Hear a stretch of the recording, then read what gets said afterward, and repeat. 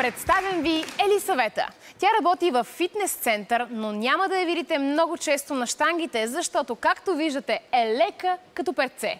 Нищо чудно, че предпочита работата на рецепцията, където да се запознава с нови и интересни хора.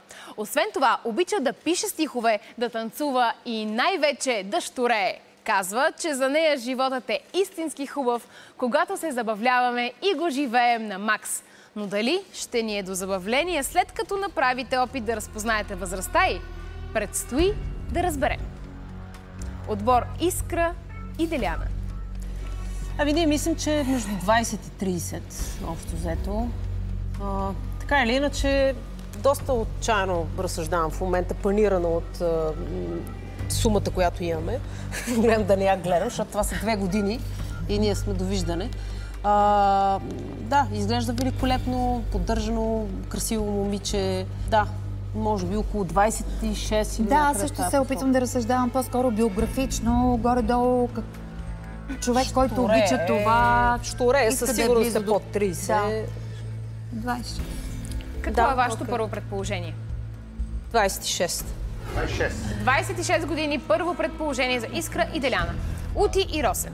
Това човек да щурее, няма никаква възраст. Човек може да е скучен и да не щурее и на 18, а пък може да щурее и на 70. Виждали сме ги тези идеи. И смятаме, че тя е в прекрасната възраст не под 30, но много малко или около 30. Затова ние чисто ориентировачно пишем кръгло 30.